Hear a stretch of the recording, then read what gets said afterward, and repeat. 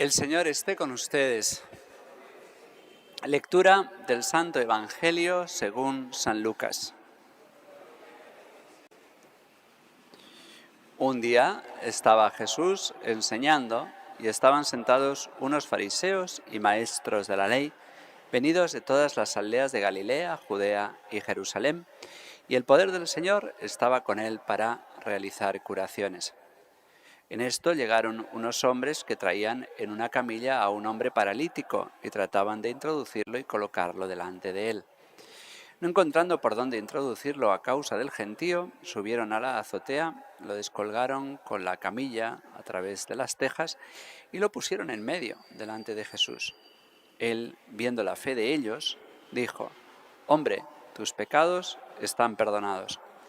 Entonces se pusieron a pensar los escribas y los fariseos: ¿quién es este que dice blasfemias? ¿Quién puede perdonar pecados sino solo Dios? Pero Jesús, conociendo sus pensamientos, respondió y les dijo: ¿qué están pensando en sus corazones? ¿Qué es más fácil decir: tus pecados son perdonados, o decir: levántate y echa a andar?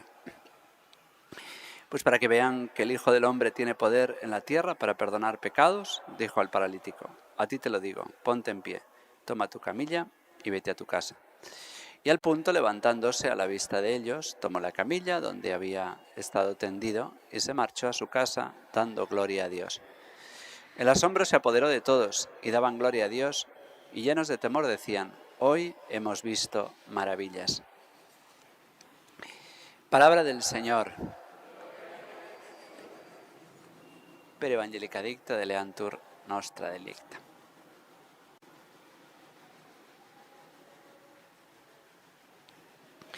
Nos encontramos con un pasaje profundamente delicioso.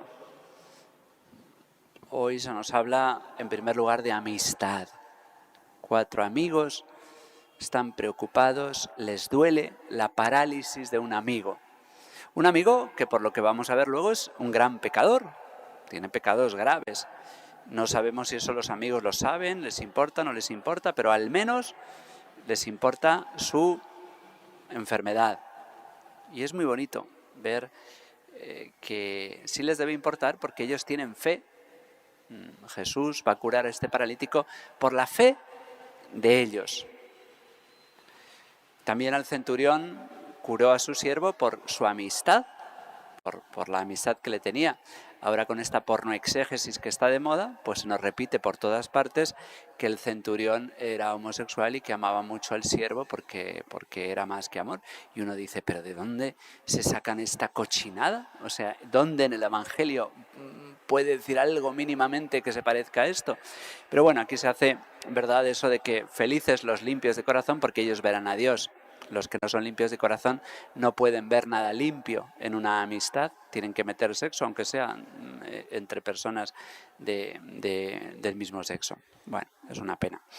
Bueno, pues aquí tenemos la amistad profunda de 4 personas que están pensando en llevar a su amigo a Jesús. ¿Cuántas veces esto nos ha pasado a nosotros? Que rezamos y que llevamos a Jesús y que traemos aquí al altar y ofrecemos misas y oraciones e invitamos a gente a misa. A veces físicamente los traemos al Señor.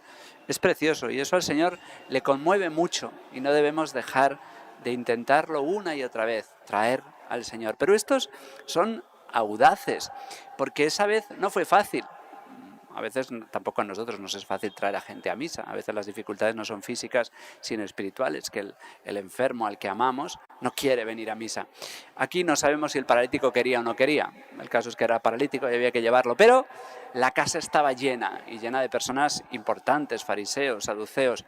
Hoy esa casa la conocemos. Sabemos que Jesús, cuando vivía en Cafarnaúm, consideraba su casa la casa de Pedro. Y la casa de Pedro ha sido encontrada, porque por los restos arqueológicos uno ve que en Cafarnaúm, que es una ciudad que estaba perdida, pues se ha ido excavando y uno se da cuenta de que hay una casa. No es una mala casa, pero tampoco es riquísima, es de una persona, hoy diríamos, de media, no es ni de las más pobres ni de las más ricas, y de clase media, en lo que aquí en Perú se llama en una quinta. Quinta en cada país significa una cosa. Aquí ustedes llaman quinta a esas distintas casas de distintos familiares normalmente, que tiene un patio común y una única puerta a la calle. Bueno, pues algo así. Una quinta es la casa de Pedro de Cafarnaúm, porque los restos arqueológicos han descubierto que muy pronto una de esas casas se destacó y se convirtió en iglesia, y se han construido alrededor de ella cosas posteriores que han querido estar cerca de esa casa, porque esa casa es importante. Indudablemente es la casa de Pedro, una de las primeras iglesias, porque luego enseguida se convirtió en iglesia. Entonces es muy conmovedor conocer el lugar que estaba abarrotado de gente, y aquellos 4 personajes no saben cómo hacer para llegar a Jesús. Seguro que hay gente en la puerta: no molestes, deja al maestro, ya está cansado, ya ha curado demasiada gente, váyanse a otro sitio.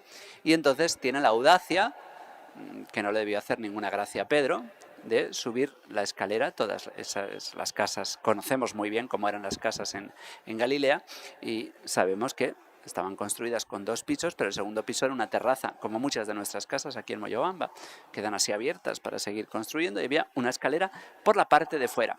Y entonces se podía subir, y ahí pues no era un techo aligerado, estaba hecho con ramajes y con arcilla, en fin, una construcción, pero no era el cemento que habría que picar.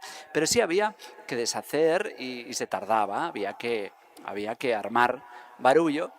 Y no es difícil imaginar a Jesús hablando y de repente ver cómo ahí arriba hay gente que está sacando. Lucas dice que las tejas, los evangelistas dicen que el adobe, diríamos nosotros hoy. El caso es que empiezan ahí a agujerear. No me extrañaría nada que Pedro y otros mandasen gente arriba para decir: dejen mi casa en paz, pero es fácil cuando uno está arriba no dejar que nadie suba la escalera, así que 3 podrían estar armando aquel barullo y uno... En fin, esto lo cuento para que veamos que hay audacia. Cuando alguien quiere llevar a alguien a Jesús, pues tiene que cranear y juntarnos, y cómo hacemos, y cómo... y aunque a la gente no le guste, pues tenemos que llevar a Jesús, porque es el único que lo puede curar. Y una vez que han abierto el techo, el agujero no era pequeño, porque para meter un paralítico no creo que lo metiesen en vertical, habría que meterlo en su camilla. Entonces, en fin, había que llevar su cuerda, en fin, había que organizar. Yo he visto en los entierros bajar a menos distancia difuntitos, y madre mía las cosas que he visto, cómo se les cae el féretro y el ataúd, y esto era más metros. En fin, que era todo un trabajo. Y claro, esto conmueve a Jesús. Y Jesús, yo me lo imagino sonriendo, a Pedro no me lo imagino sonriendo, viendo cómo le han destrozado la casa, y el paralítico queda en las mismas narices del maestro, como diciendo: no tienes más remedio que hacer algo, no puedes disimular, aquí lo tienes, ¿qué más podemos hacer? Pues ciertamente no podían hacer más. Y el maestro, el Señor, responde con algo que debió dejar a todos, bueno, lo dice el Evangelio, anonadados, porque le dice: tus pecados quedan perdonados. En el Antiguo Testamento en ningún lugar dice que el Mesías vaya a perdonar pecados. En ningún lugar. Porque perdonar pecados es algo que solo puede hacer Dios. Y aunque ahora sabemos leer el Antiguo Testamento y entendemos que el Mesías es Dios, no queda nada claro, evidente, que el Mesías sea el mismo Dios. Porque solo hay un único Dios. Y ahora viene Jesús a decir que Él también es Dios. No salen 2, otra cosa es que sabemos que son el único Dios por revelación, pero esto lo sabemos ahora, después. Pero aquel tiempo, pues que alguien, un hombre, diga: tus pecados quedan perdonados, a nosotros nos es más familiar, porque continuamente lo dice un sacerdote. Ahí está el padre José Oquiz diciendo: tus pecados quedan perdonados. Pero un sacerdote jamás tendrá la pretensión de decir: yo soy Dios, yo te estoy perdonando. Un sacerdote es un ser miserable, a veces muy miserable, que perdona los pecados en nombre de Dios. Esto no es lo que hizo Jesús. Jesús, Él perdona los pecados, porque aunque el sacerdote dice: yo te absuelvo de tus pecados, no es el sacerdote el que te está perdonando, en ese momento es Cristo, a través del sacerdote. Pero Cristo está diciendo: Él, yo, tus pecados te quedan perdonados. Y claro, aquellas personas que seguramente habían ido como tantas veces, a espiar a Jesús, enviados desde Jerusalén para ver qué estaba diciendo, porque Jesús ya es famoso, pues quedan encantados de ver que le pueden acusar de algo. Es un blasfemo. Y Jesús, que sabe leer las mentes, sabe leer los pensamientos, pues le responde: ¿dudan de que yo tenga la autoridad de perdonar pecados? Pues para que vean para que crean en mí, para que crean que soy Dios, voy a hacer algo que ustedes ahora no se esperan. A ti te digo, levántate y echa a andar. Milagro precioso, contado por los evangelistas con tantos detalles que merece la pena recrearse en él y quedarse un tiempo pensando en tantos amigos nuestros y en nosotros mismos, que tantas veces experimentamos que el pecado realmente es una parálisis que nos impide realmente, la pereza, la lujuria, cuántas veces nos impide realmente caminar, ir hacia adelante, hacer lo que queremos hacer. Pues es maravilloso hoy saborear el tema de la amistad, el tema de la intercesión y el tema del perdón de los pecados. Maravillarnos porque Dios perdona pecados. Maravillarnos porque a Dios le importan aún más que nuestras enfermedades, nuestros pecados. Y aquí le tenemos que dar una vuelta a nuestra vida, porque normalmente estamos más preocupados y más tristes cuando estamos enfermos que cuando estamos en pecado.